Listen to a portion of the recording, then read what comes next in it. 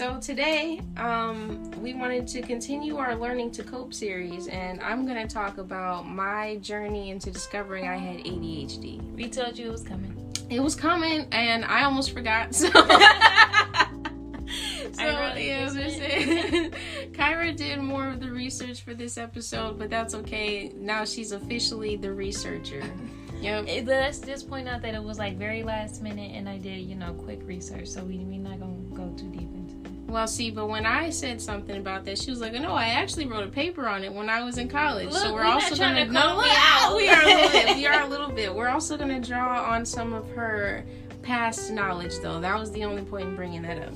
Well, the main point. Yes, and I also wanted to just say, because we mentioned it before, she's not stupid. No, I actually got my IQ score along with my ADHD diagnosis. I'm smarter than most of you bitches.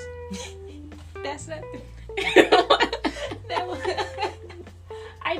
I wasn't saying it like that. I was just saying, she said, well, I might be stupid. I'm like, no, she's not. Listen, because I didn't know what the problem was. I just knew there was a problem. I don't think I actually thought I was stupid, but I do know for a fact I'm smarter than most people, and I can back that up with science. So... Well, now the only concern is now, am I stupid?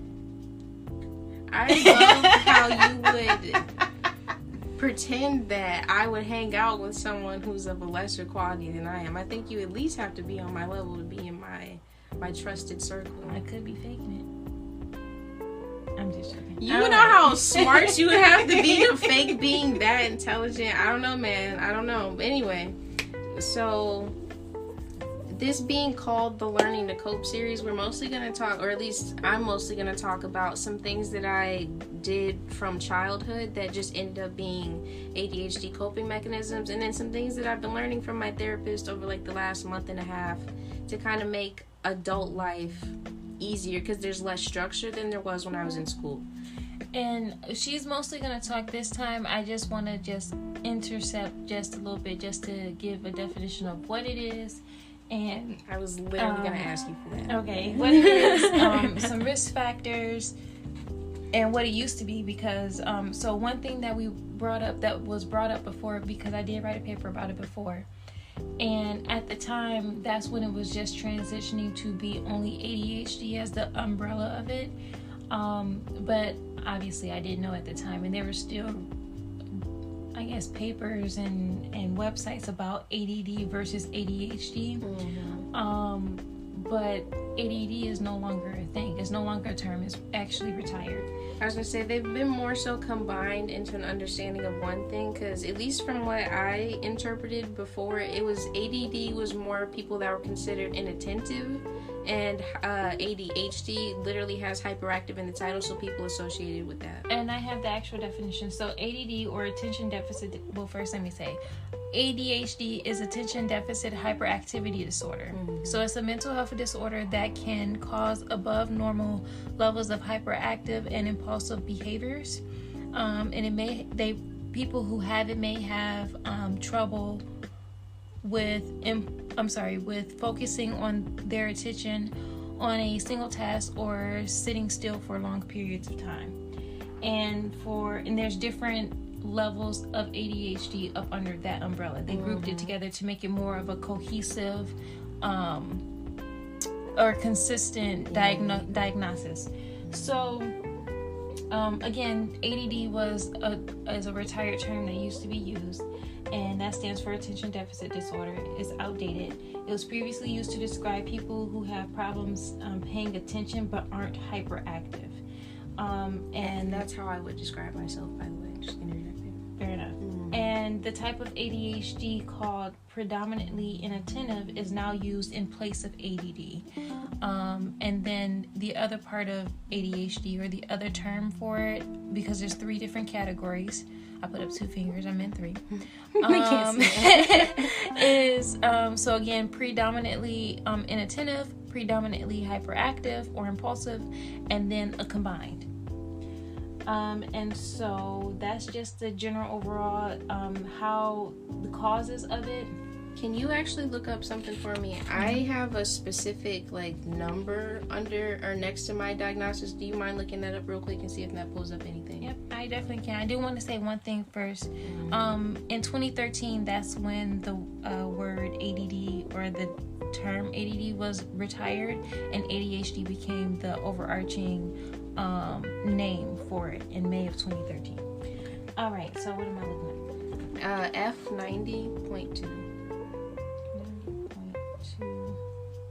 Diagnosis code. Okay, so a lot of stuff came up. While she's looking that up, I'm just gonna go into when my first memory of having issues with attention. And it was kind of funny. I was in high school, so I had been having these problems for a really long time, and I'll go back and backtrack. Once I got my diagnosis, I was like, oh, this is what happened back then, and blah, blah, blah. But the moment I noticed it, I was in my sophomore year in math class, and I remember sitting and, really trying hard to pay attention to the teacher. And I just noticed that it wasn't even, I thought it was, every 10 minutes or so, I would, drift off and be, completely unfocused on things. Because I felt like that was normal. A lot of my friends were talking about doing shit like that. And I was like, okay, yeah, that's not that bad. But then I paid attention to it one time, and it happened in less than 30 seconds. It just felt like 10 minutes. And I was like, oh my God, there's something wrong. And it's not like I was bouncing around or fidgeting in my seat or anything like that. I just literally could not pay attention. And I was having a hard time doing other stuff and maybe social stuff. I'll say it like that. And then I was having some emotional problems at home, but when I brought this to my mom, I didn't think about any of those things. So I was like, I'm having trouble focusing in class. I think I have ADD. Do you mind taking me to get tested? And of course I didn't say it that clear. I was 15. But so she and my dad ended up doing some online screening test for my pediatrician, and then when she actually met with me, she had me fill out a screening that was just a few maybe 15 questions, and she ended up diagnosing me, or soft diagnosing, because she can't do that legally speaking. That's not within her job description. But she ended up soft diagnosing me with depression and having me meet with her social worker instead of an actual psychiatrist or psychologist. Which, just saying in general, is common for those who have ADHD to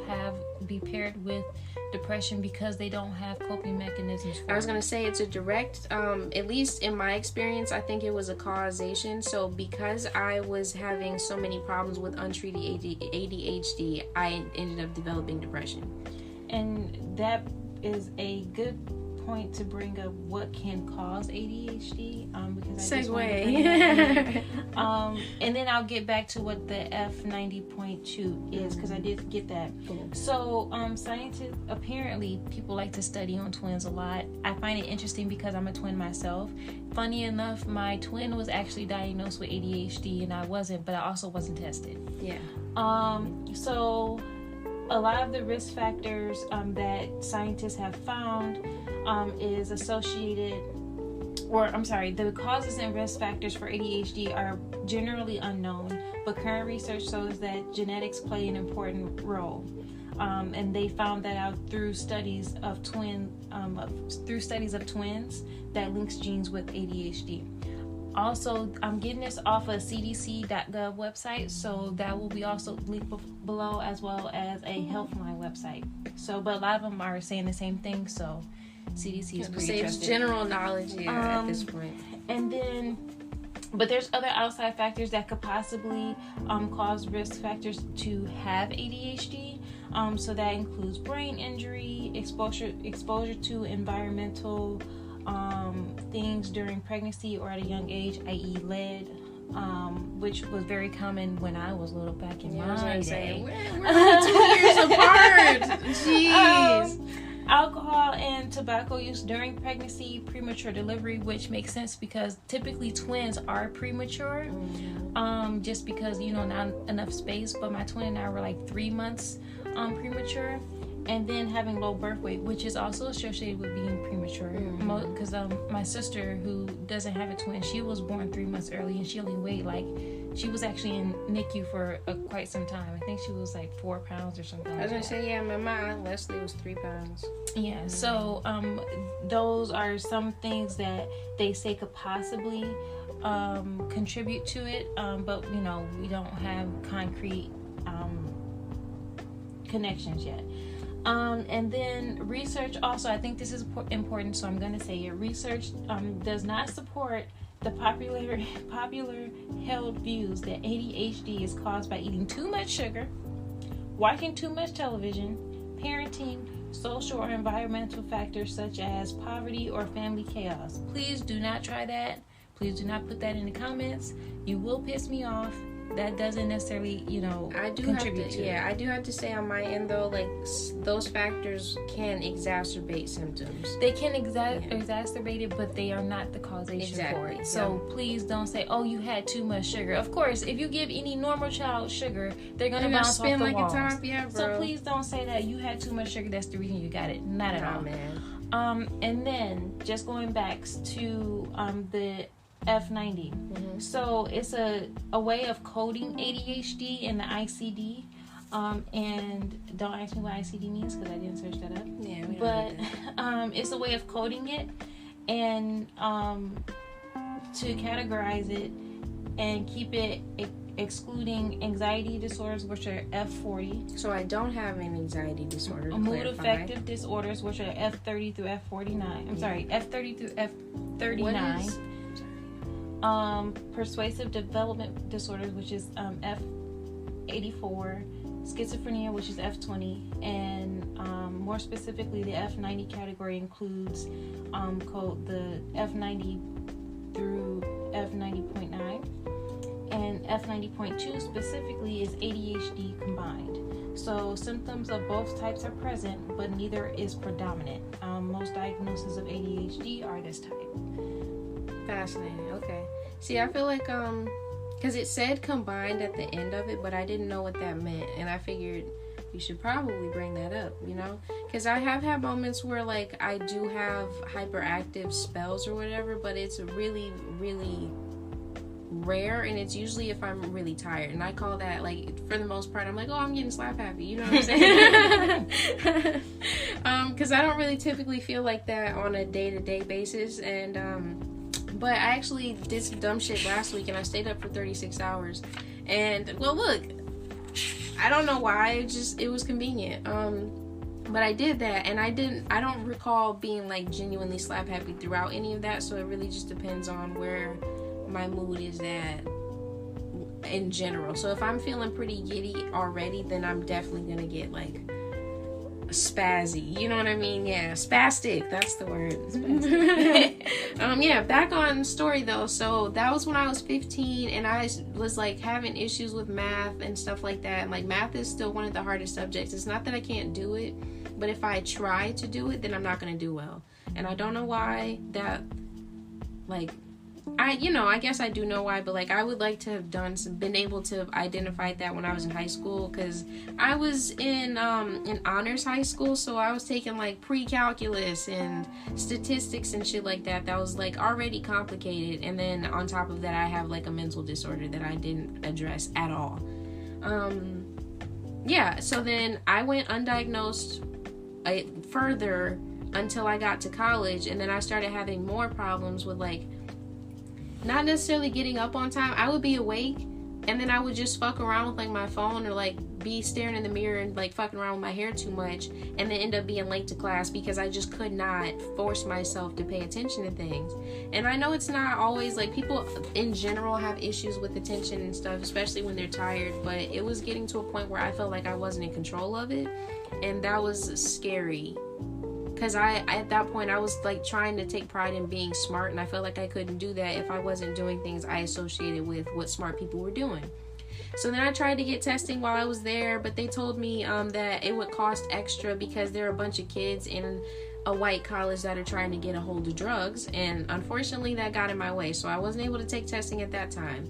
So now even more years have gone past, and I think it was while I was in massage school from 2018 to 2019 that I finally like just started looking up like what would a doctor recommend that I do in this situation. And it was stuff that I was already doing. So one thing that we started doing my freshman year of high school was color coding my classes. And it's so funny because I hear so many people say they do that, but it was like kind of crucial for me to be able to do that.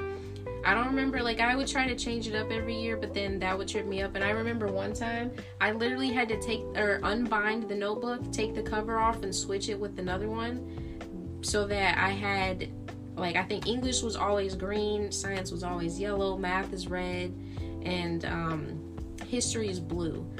Yep, I still remember that. Point being, though, there's just small stuff like that I had unintentionally been doing that I needed to do for school that helped me stay focused and not get so lost in small details. But that's why I said at the beginning, it was getting harder for me to function as a regular everyday adult because I don't have a need for that kind of structure in my day-to-day life. So, like, I don't have notebooks for work, you know what I'm saying? And if I did, I would color code it, but I don't need that. So I was having issues with getting to work on time or adjusting to, like, if there's traffic. I fundamentally understand that I'm not going to get there at the same time, but I just kept forgetting to adjust my behavior, and not like in a oops, it slipped my mind kind of way, but like, damn, I can't remember that kind of way. That's kind of off topic. Anyway, point being, this last year, 2020, it was unique. I think I started off the year pretty strong. I wasn't really doing too much at my jobs. I just started at my massage job, and I had been at my gym job for like 6 months or some shit like that when the pandemic hit. So then I was at home for 3 months doing absolutely nothing I didn't want to do. I would go for walks at like 2 p.m. I would go for a drive at 3 in the morning. I would wake up whenever the fuck I felt like it, and that just felt good. But then when I had to go back into the structure of going to work at a specific time, it felt like I got mollywopped, you know what I mean? Because shit just felt so out of my capabilities or whatever. And then I ended up catching COVID, but that's kind of unrelated. And then when I started working again after my COVID spell, things were a little bit easier because I was trying to force myself to stay on a sleep schedule so that I could be like a normal person. But I just felt really hazy all the time. I felt like my brain wasn't working the way that I wanted it to. I felt like I didn't have full control over my own mental facilities. And for me to have already been trying, like, grappling with what intelligence actually means and what it looks like, and then for me to not be able to do things that I associated with intelligence, that really made my ego take a hit. And my self-esteem was starting to, like, not spiral, but like I was definitely starting to go down that slope again. And I had already, we've talked a little bit about it, and we're gonna have a learning to cope episode specifically about depression, so we'll go more into it about that. But I felt myself creeping back into that place, and I was so frustrating because I don't feel depressed. And I understand that that's like at this point a mental thing, but I don't feel like that anymore. So I'm like, there's something else that's wrong. And then all of a sudden in November of last year, I remembered the ADHD stuff that I'd been learning during massage school. I didn't even realize I'd forgotten. I didn't even remember that I thought I had ADHD for almost the entire year. You know how crazy that sounds? Like the whole year, I just completely forgot something that heavily impacted my time in massage school. And so I was like, you know, I should probably get tested. To give her a little bit of credit, she was helping me with my BS, so that kind of can be distracting in its own. That's fair, but I still, it's just, I feel like I would have been able to better multitask because that's something close to my chest. That's something I've been thinking about on and off since I was 15. You know what I'm saying? I feel like I shouldn't have been able to lose it that quickly. And that was the thing. I was like, I feel like someone's taking memories out my head and I just can't keep them, you know? So I finally called Beaumont physician referral, and I was like, I need you to put me in contact with someone who does ADHD testing. Specifically said it just straight up like that. And then they go, oh no, you need a referral. So I tried to get in with my doctor or like my physician, but I was going to like urgent care and shit like that for a while because it's just close to my house to get like checkups and all that. So I hadn't actually been to an actual physician. And then when I tried to book with him, remember this is like November, December 2020, they're like, oh, we're not taking new patients for the year. I'm like, okay, fine. They're like, okay, well, we have to send you the paperwork and all that, yada, yada. Do you still live on blank, blank, blank, blank? I'm like, so you do have my information. but I'm technically a new patient. All right, fine. Okay, I just want to interject really quick, which what's really, really frustrating is that if somebody is calling saying, hey, I need to get tested for something, it's not saying, hey, you need to give me medicine for this because I think I got it. You're saying, hey, I feel like I have a problem. I want to get tested. Why do I need a referral to do that? Just test me. No, Send because me to test you have me. to think about how many people are abusing that system. I'm not going to shit on anybody, but I know quite a few people that sell Adderall. You know what I'm saying? I mean, I get that, but that's if you have it and then they diagnose you with it. But how will the person giving you that information know whether or not you have it just off the phone call? You get what I'm getting at? No, but I'm saying go in and get tested. Listen, I need a referral to get tested. That makes sense, because if I'm not willing to get the referral, then I shouldn't get tested. You get what I'm getting at? Listen, it's kind of gatekeeping, but at the same time, I still feel like I would rather not have actual healthcare systems be abused. That's fair. Yeah, that's a personal thing. We feel differently about that anyway. I'm saying, like, because you can easily, cheat the system to still go get tested. The point of it is to get tested to see if you have it in the first place. So I'm not saying go and prescribe these people medication. I'm saying allow them to get tested if they're requesting it, because there's no guarantee that you have it if you're getting tested. But I think that you have a more I think it's because you don't know what the testing was like that you're saying it that loosely. Like it's like standardized testing, kind of, where it requires several hours of someone's time. They're not just going to do that willy-nilly for anybody that asks. They have to make sure that the person is serious about it. And I'm upset that they forced me to jump through hoops like that, because when I went to go see my physician, he's like, oh no, because of the insurance that you have, you don't need a referral. So that's where the actual bullshit comes in. It's not that you need a referral for testing. It's that you need a referral if you don't have the right insurance. That's the bullshit. Anyway, thankfully, my dad does have pretty good insurance. Yes, I'm still on my parents' insurance. I'm only 23. But then I didn't even need to go to my physician. I ended up seeing him in January anyway, so I'm all set for like 2 years. I don't have to go see him again. And I was finally able to call and make an appointment, or like find a place that would even be able to take me. So the first place I called, unfortunately, was only for children, because they still don't have a good grasp on what ADHD looks like in adults as far as like a social level. Doctors understand it, but day-to-day people tend to not. So they didn't have any, like, the lady on the phone I told her I was an adult, but she just didn't think about it, and she sent me to the wrong place. So I ended up having to find somewhere else. Luckily, it ended up being a good fit. I was able to call and tell them I needed to meet with someone for X, Y, and Z, and they're like, okay, come in, we'll have a conversation.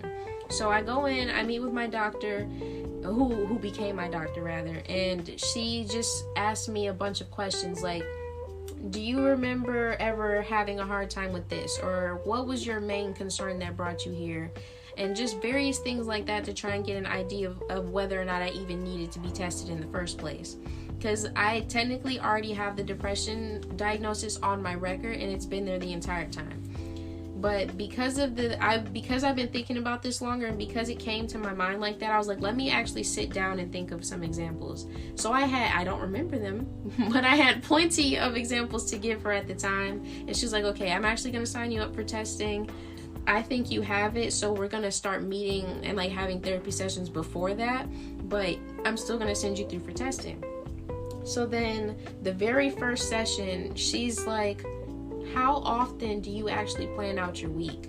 And I was like, oh, I do that all the time. I don't. I'll write down things that have been planned for me, but I don't assert any structure into my own life. And I didn't think about that. Like, most people technically don't, or they'll work around their work schedule, but I work in the afternoons. So if I'm going to be up in the morning, what am I doing with my time? You know what I'm saying? Am I doing the same things every day? Do I get up and go straight to the bathroom, or do I get up and touch my phone and like lay down for like an hour? Do I even do that every day? You know what I mean? And she just brought those things to my mind, and I still have not necessarily fixed that, but the fact that I have someone who I can be like, oh, today was or like Thursdays are a really hard day for me to do that for whatever reason. She can say, okay, then try doing yoga on Wednesday nights. Just small stuff like that, because I don't want to be medicated. I'm willing to try it, and she said let's give it till June. I'm willing to try it if things end up becoming detrimental again, but I think getting enough sleep and being in a good mood in general are going to help me manage. Yeah, I was going to say help me manage the things that I need to add into my life to create structure. Yeah, so anyway, testing process. I actually met with someone different. She's still a doctor, but it was a different, completely different person, and she had me meet in like their office room. And the first thing she had me do was pattern recognition. So she gave me 4 cubes. One side was all red, one side was all white, and then 2 sides are like, how do cubes work? Oh, 4 sides were half. Wait. Yeah. I would have to draw it to be able to articulate that properly, but you guys aren't gonna see that. So it was a cube, and most of this, like, only 2 sides were flat colors and the rest of them were split by the other 2 colors. So she's showing me stuff and she's like, make this only with those 4 cubes. And I was able to do that fairly quickly. Then she gives me 5 more cubes, so now there's 9, and I still have to keep doing that, but there's a time limit. And because I like doing stuff like that, I was able to get every single one. She's like, oh, people usually don't finish that. I'm like, okay. So then the next thing she had me do... I would have had terrible anxiety with you. Yeah, Khairah has test anxiety, period. I actually like being tested, so I was kind of excited going into it. But yeah, so because I like testing, I take that as more of like a competition instead of like I'm being evaluated. So if I know other people have taken this test and they haven't finished, I have to try. The next thing they had me do was math, and like literally just simple math, like long division, multiplication, that kind of stuff. And she's like, just do as many problems as you can in 15 minutes. I did not get anywhere near finished. There's only like 40 problems. I probably got about 15. And then, because it was just shit that I don't remember ever seeing before. And then, like, whoa, I'm not even going to try to do that. I did the shit that looked familiar, and I don't even think I did it well. And we'll talk about why, because I got my results back. And then after that, more pattern recognition, but this time it was just drawings. And it was like, create the shape out of using only 2 of these pictures or something like that. Something similar to that. Then it was only cross out the yellow stars and blue circles, but then it's a huge page full of a bunches of stars and circles, and you just have to find the ones that are, you know, within the guidelines. So I'm doing all this. I think it took like an hour and a half, and then the last thing that I remember doing was reading. So she's like, word association, that's what it was. So if I said Jack jumped over the candlestick. Candlestick. It's a nursery rhyme. She's got old people nursery rhymes, so I was gonna say we'll discuss that. But anyway, stuff like that where it's just word association. What was the next thing you would come up with? And I got almost all of those right. And there's only one that I fucked up. I was super proud of myself. I actually take a lot of pride in my reading comprehension. I'll say it like that. Okay, so then the very, very last thing I had to do wasn't it testing. It was like a personal self-screening. The wind is blowing, right? Well, go ahead. No, you done? Mm-hmm. You sure?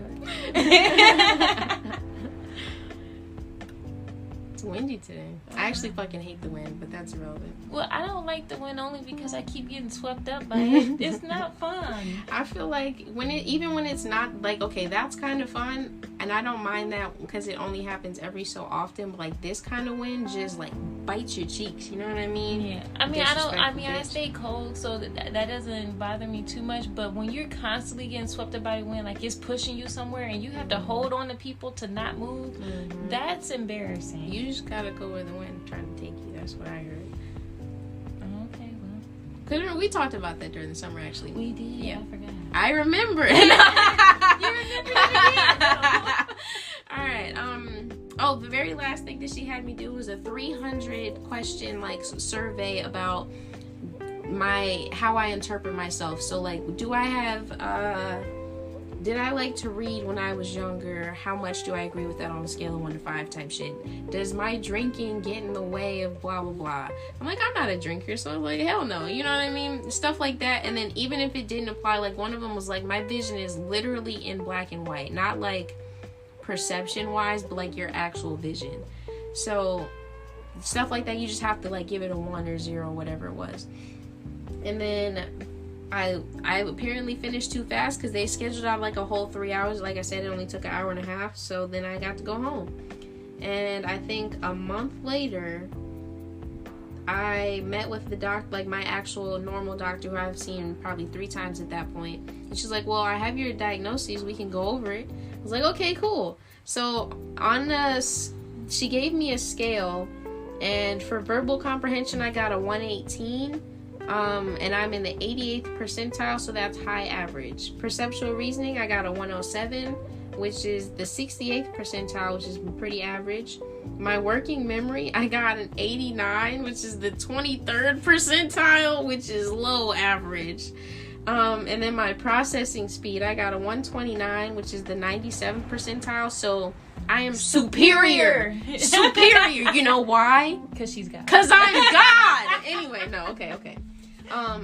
Sorry. Yeah, so anyway, point being, that all totaled together to actually, what am I going to say? Calculate my IQ score. So my IQ is actually 114. If anybody knows, I don't remember what scale that's on specifically, but that is considered high average, which is why I said I'm smarter than most of you bitches. Yep, I just had to go back on that real quick. But yeah, so then I also read earlier that my official diagnosis at the end of all of that was that I had the F90.2.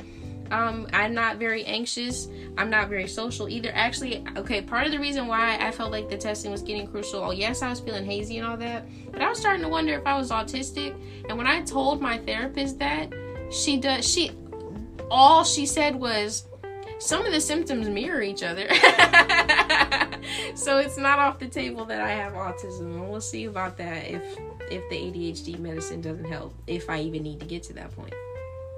So yeah, back to coping mechanisms. Once I went through the testing process, actually no, real quick, I have to acknowledge that yes, getting an official diagnosis, like having my suspicions confirmed, was a good thing.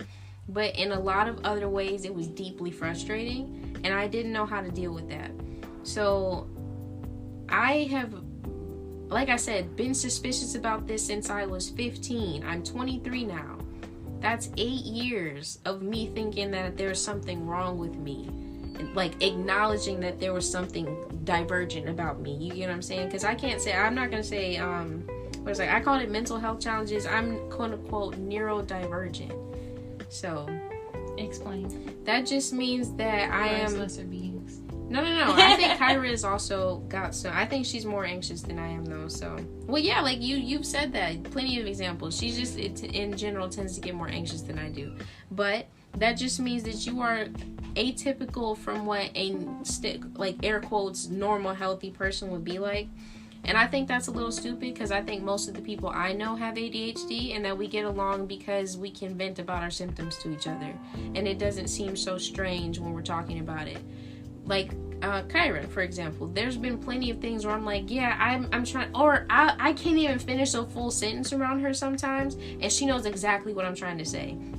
Other people will kind of be like, huh? Like fully not understanding, but because her brain is processing things in a similar rate to mine, or at least in a similar way, she kind of understands what I'm getting at. One of my best friends from high school, shout out to him because he paid for my back tattoo kind of, but one of my best friends from high school, he is the only person I can still consistently talk to because we have a lot of the same issues.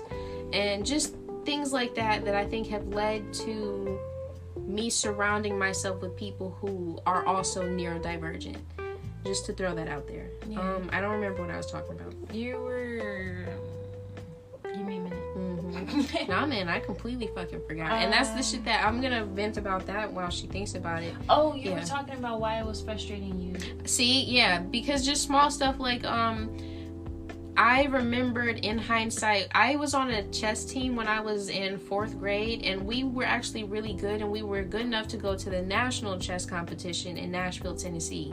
And we got down there, and I got so overwhelmed that I started throwing like a temper tantrum basically. But the reason it stood out to me is because I was in 4th grade. I'm 9.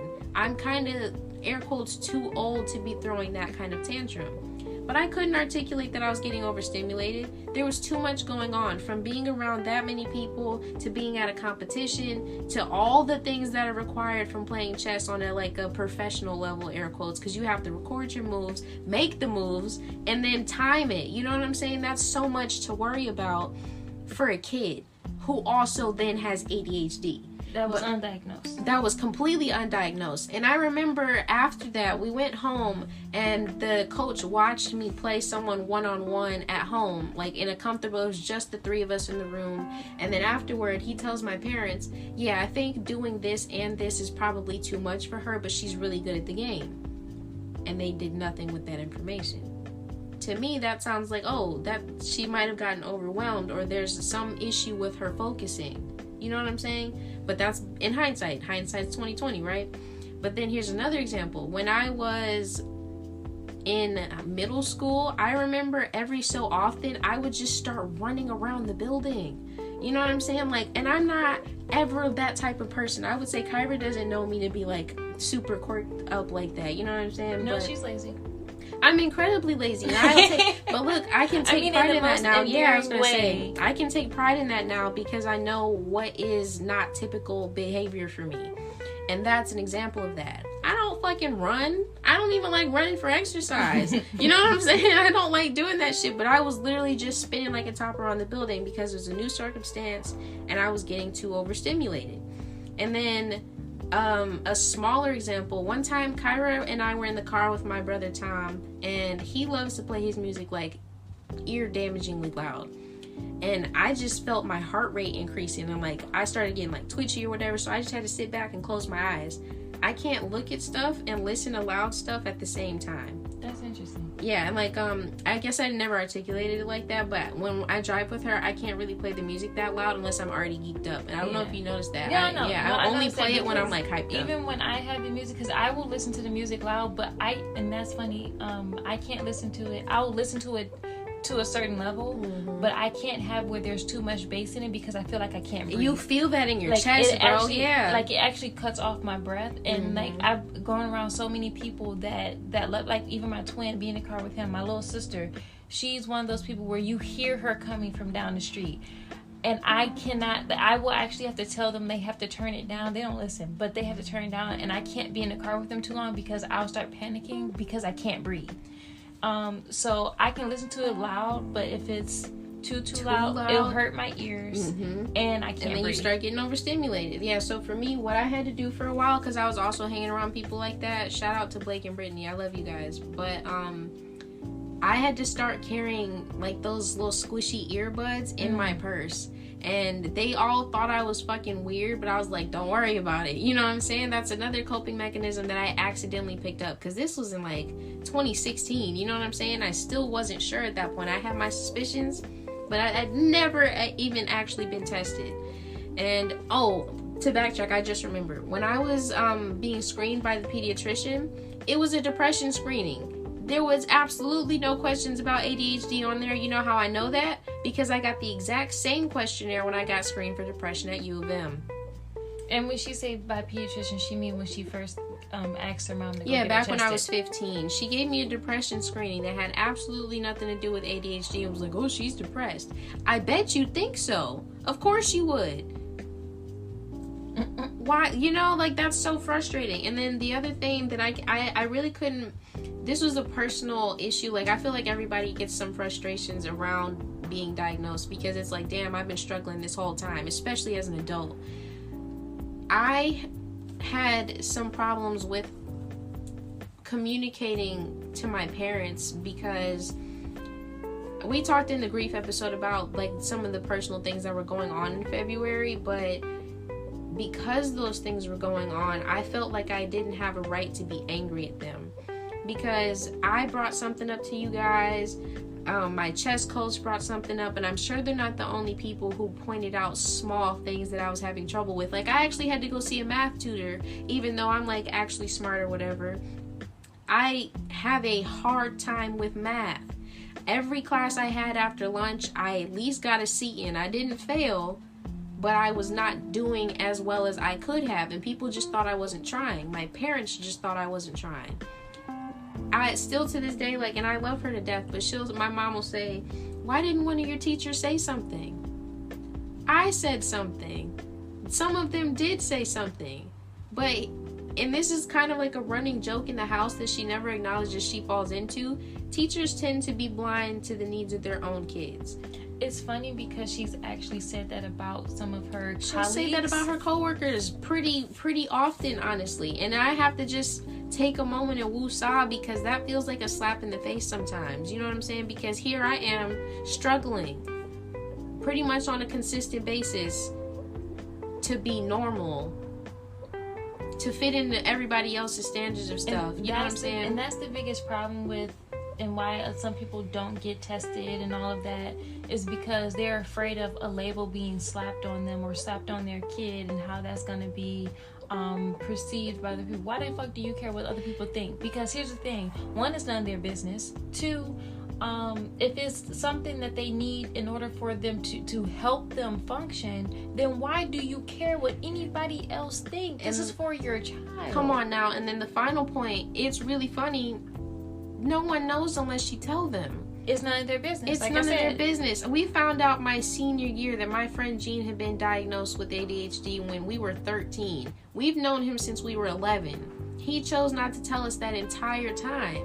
And he had every right to. Because it's none of your business. It's none of our goddamn business. But the point is, our teachers knew. People that needed to know took care of that. And that information never got back to us because that wasn't their job. That's not my business. You know what I'm saying? And it doesn't make you any less intelligent. And that's the problem. People associate having a disorder meaning that you're less intelligent. I do want to just cut in really quick. Mm-hmm. My twin is exceptionally smart. Like, when I tell you that he could take a computer device thing that he's never seen before, completely take it apart, fix a problem that you didn't even know it had, and put it back together, something he has never seen before without using YouTube or anything like that. He has always been really, really good at that. And he has really bad ADHD. That doesn't mean that he's less intelligent. He's hella smart. Mm-hmm. Hella smart. But he just is expressed in a different way, and people just like to assume because you have a label, and it's because kids are stupid and they like to tease or whatever. But then the problem is that also adults do it, mm-hmm. and they like to pretend that they don't. Where did kids get that from? And they like to pretend that they don't. So then they're like, they make side comments. Oh, that's that kid that got this. So then the kids are hearing this, and so then they're repeating this stuff, and then it became this trend where people are saying, oh, because you have this label attached to you, then you're not up to par, you're not quite smart. So then people who have issues with, I guess, as my grandfather would call it, living up to the Joneses and trying to have a certain image, won't allow their kids, like my little sister, her dad, wouldn't allow her to get tested, even though my mom was like, there's something wrong, she needs to get tested. He wouldn't allow her to do that because they had joint custody. And because ain't nothing wrong with my child, because he has an image to uphold. But meanwhile, she's struggling and she's failing. I was going to say, would you rather have your child seem... Because look, real life, I understand that I'm not a failure, but sometimes I have to sit back and look at the circumstances of my life and how that would look to judgmental people. I'm a college dropout. So you think that because you value me as a person... But for people that are only seeing me as Berna's daughter or whatever, I am a college... No, Khairah, that's not the point. The point is what you just said. I'm just validating the fact that people will jump to conclusions. I don't look like I'm as smart as I am on paper because I'm trying to fit into a mold that does not play to my strengths. That's the only point. I'm agreeing with you. Okay. You know what I'm saying? Because, and I can only say it with this level of confidence now because I have a label. That was comforting for me. I feel the need to share my experiences with that because for a really long time, I thought that I was not smart. And like, not in like a, damn, I must be stupid kind of way, but like there's something wrong with me. Like deeply, I felt that I was just inherently flawed to the point where like, we had a rough conversation surrounding my brother's decisions about school in like August of last year, and I with my whole chest was like, yeah, and I'm a failure, blah blah blah blah blah, because I believed that. I don't see anything wrong with that, because I still feel like in the eyes of the people I was saying it to, it's still true. I would like to interject and say that not only did her brother, well, she knew that I wasn't going to take that. Not only that, her brother interjected and said, "We not doing that, please." Right, but you guys are not the people that I was addressing that sentence to, and those people did not disagree. Right? Because but think about what that means. Yes, my peers are understanding, because these are people I have forged bonds with. These are people that see me for who I actually am and what I'm actually capable of. But for people that are more outdated in their acceptance of others, this shit doesn't look good. You know what I'm saying? So I feel like if I share my experiences, if I share what I'm like, because I got a 28 on the ACT. I'm really good at testing. I got into University of Michigan with a full tuition scholarship. I didn't have to go to the bridge program. I didn't have to do none of that shit. I did. But I did not test. Like, I failed my classes while I was there. I dropped out. You know what I'm saying? I had consistent C's when I was in high school, C's and B's. I was not an A student. I felt like it was impossible to get all A's. All that is to say, my therapist will even go so far as to say when people are highly intelligent, it's harder for people to recognize the symptoms. That's been my life for the last 23 years.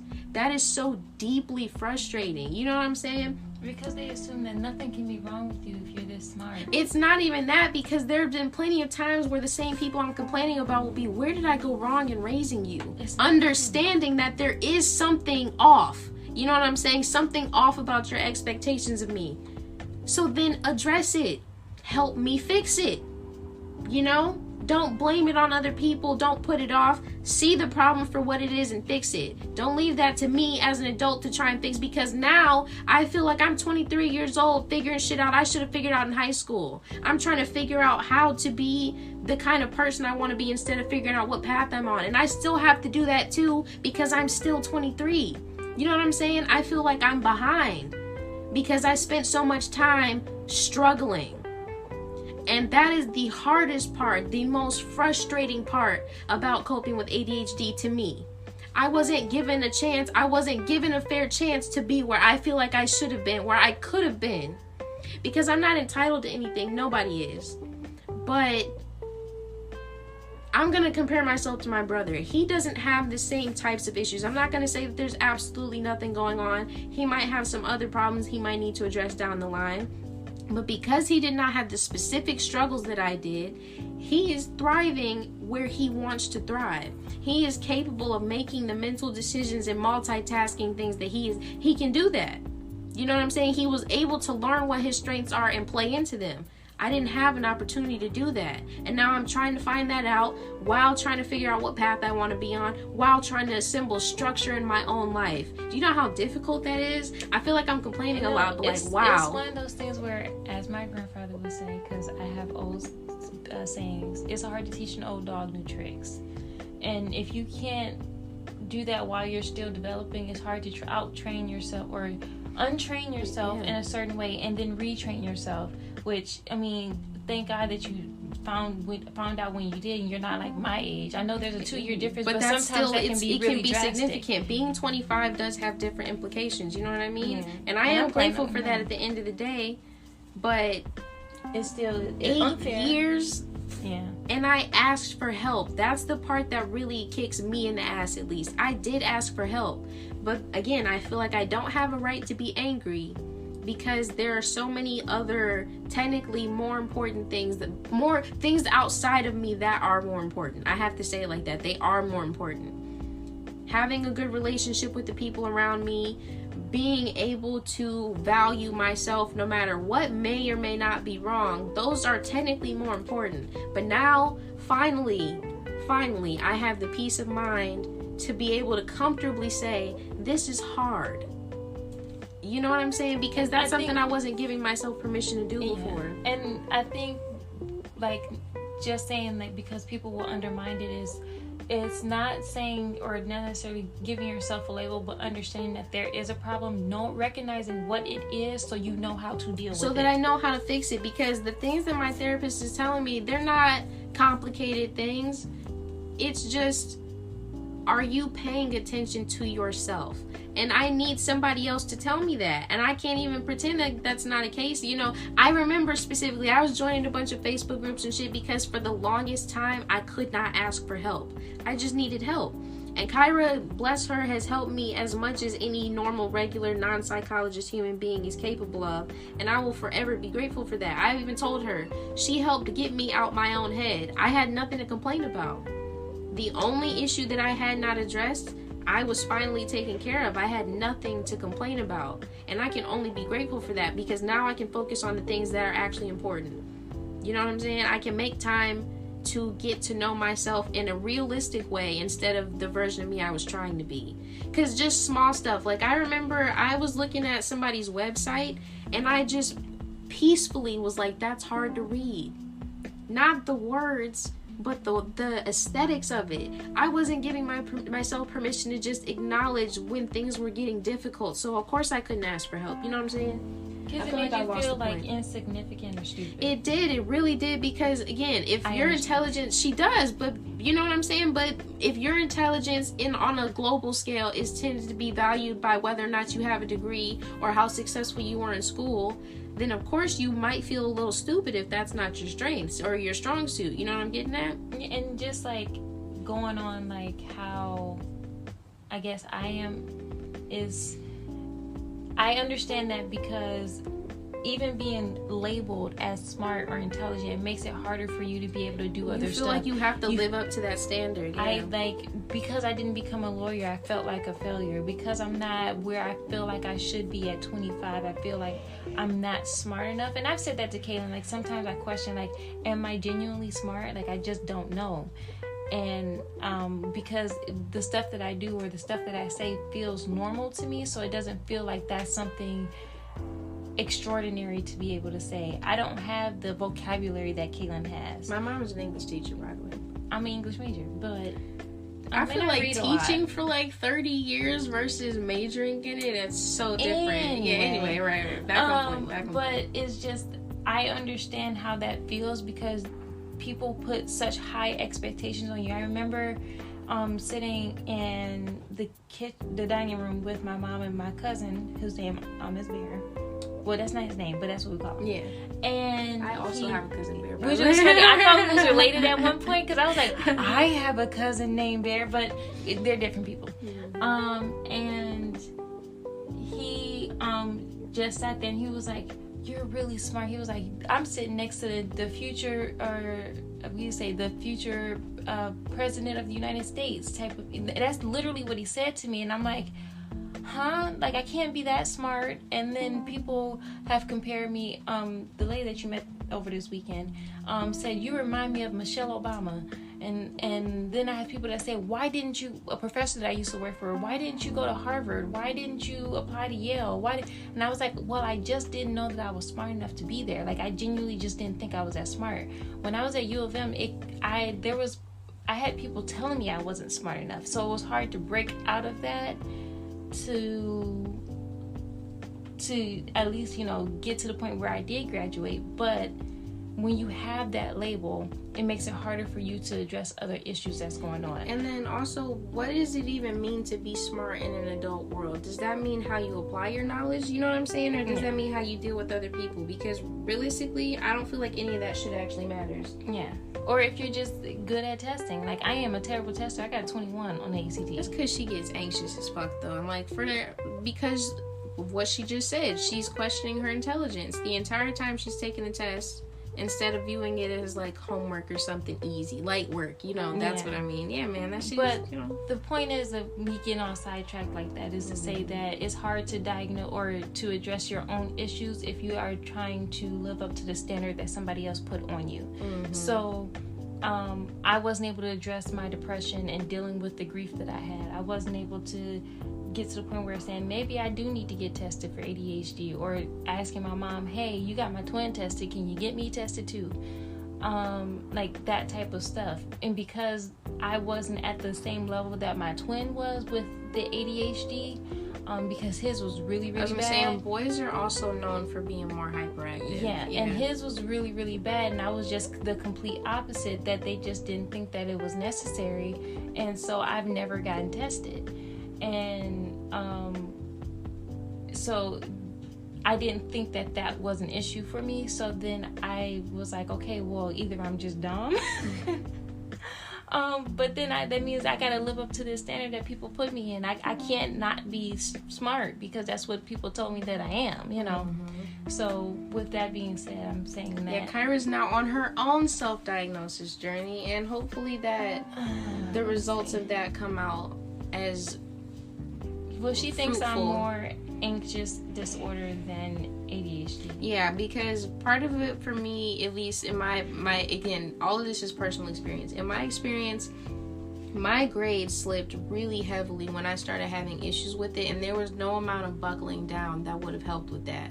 Buckling down was getting a B instead of a D. You know what I'm saying? But Khairah clutched out all A's and was the salutatorian of her high school and all that, blah, blah, blah. That was never in the realm of possibility for me. But I also typically don't get anxious about much. And when I did, it was because of things I let, it was, one of my favorite quotes about insecurities was that you're trying to value yourself on other people's expectations when nobody cares. So, I like that. Realistically, nobody gives a fuck. You can wear whatever you want to wear. You can do whatever you want to do. You can believe in whatever you want to believe in. And at the end of the day, as long as you're comfortable with it, that's all that matters. Nobody else's opinion matters but yours. And people will say, oh, well, I'm going to the gym for myself. I want to look good. If you really want to look good for yourself, why aren't you happy where you're at? And I still have issues with that. I'm not going to act like I don't, but I do. Everybody has problems with that, and they just act like they don't. And they're trying to frame their insecurity as confidence, but in the way that society understands it. And I want to just make a comment of my favorite insecurity quote, and it was from my grandfather.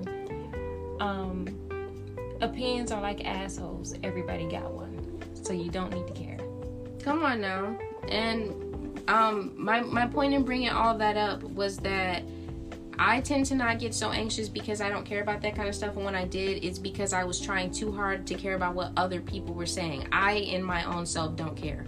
Khairah, however, does in her own self sometimes care. And that's what's made me think it was more of an anxiety thing, because of the way she'll phrase certain things. It's not like, oh, I'm worried about so-and-so thinking this, or how will everybody look at me if I do that? Especially because she is really confident in a lot of other ways.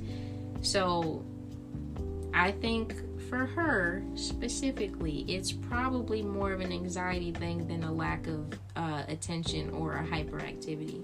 But we will see. We'll see. But back to how learning to cope ADHD too. Or whatever it may be. Just make it a joke or some shit like that. Yeah, that'll be fun. But yeah. But what things are you putting into practice now to help you with coping? I am trying. First and foremost, I acknowledge this already, but I'm not lying to myself about when things are difficult, and that allows me to do other things. So because I'm a massage therapist, I spend like hours massaging people, right? Well, one of the things that helps me now, because I was starting to lose focus, I couldn't remember what I did on one side of the body by the time I got to the other side, and that's really only a space of about 10 minutes. I have to have something to distract myself or something to ignore so that I can focus on the massage. So now I put my headphones in backwards and like run the cord down my back and put it on really, really low and ignore it. And then when I need to focus on something other than massage, the music is right there. I'm not daydreaming. You know what I'm saying? Stuff like that. Or I have 18 million alarms set to make sure that I get to work on time, that I get dressed, leave the car, and like all that kind of shit on time. I've been trying to wake up at the same time, but I need to go to sleep at the same time for that to work. So we're still working on that. I can't eat quite as much sugar, but like really, okay, honest to God, sleep has been the biggest factor for me, because I also didn't sleep well, and I think that's a common symptom as well. But like it was bad, you know. I was like fully nocturnal for a good chunk of time, so I have to work on correcting that. And honestly, I feel the best the last like month and a half. And like, of course, there's outside factors. I've been having a lot better people around me and shit like that. But I feel so much better now than I have in years. I feel like I have permission to actually be myself.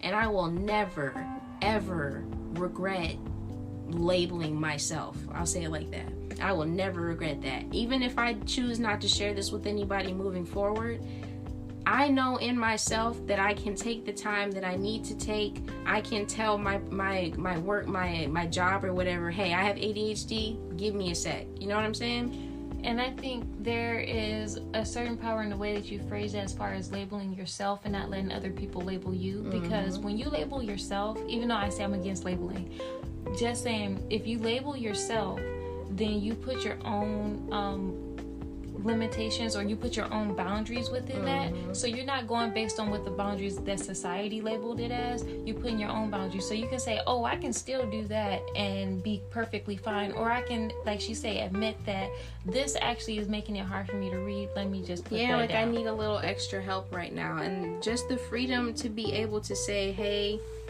this is kind of hard, I need to take a break, or hey, I'm getting overstimulated. Because oh my god, I just remembered, if I'm in too large of a group of people, I would be playing phone games. I'm listening to everything, but I can't look at everybody because that's just visually too much for me. Anyway, point being, now I can justify that. If somebody's like, hey, are you okay? Because everybody always thinks that's weird. I'm listening, but I'm overstimulated. I can say that and not feel like I'm lying, not feel like I'm making excuses. No, there's like this whole thing of like Tumblr bitches and like weird people on the internet that will claim something to seem quirky, and I was worried that I was being like that for a brief point in time because I wasn't officially diagnosed. So I hate when people are like, oh, I'm so OCD, I arranged everything by color. Shut the fuck up. First of all, that's not what that is, but people will use traits for anxiety, depression, and ADHD in the same way, and I was worried that I was one of those people. I can say with full confidence now, no, bitch, I need help. You know what I'm saying? So yeah, anyway, long story short, thanks for letting me talk for an hour, guys, but I now have the freedom within myself to be myself, and I will never, ever devalue the journey that I've been on. It sucked, 100%. This was not, I would not wish this on my worst enemy. But it's like the mental prison that I had put myself in because of everyone else's like walls and shit like that. Like I forced myself into everyone else's walls, and that I wish I hadn't lived like that. But now that I'm young, I'm not in my 30s, I'm not in my 40s, I can live the rest of my life free. And that in itself is a coping mechanism. That is the best coping mechanism for this that I could possibly come up with. I'm free. Even if I need to be medicated, even if I need to completely overhaul and change my diet, I have the freedom to do so. I have the right and the justification to do so. Yeah. There you go. I think I have nothing else to say. Follow me on Instagram and Twitter. Kaylyn was here _ Oh, wait, I didn't say so. With that being said, no, that's Khairah. You do this every week.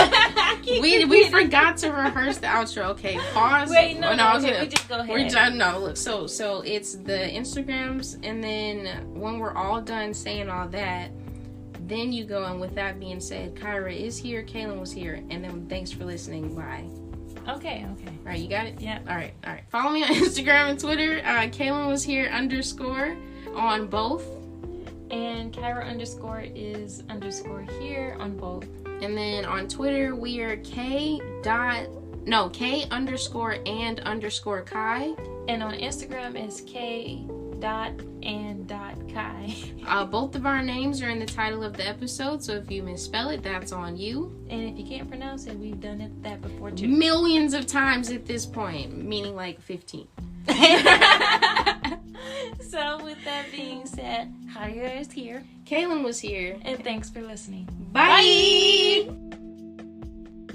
Bye.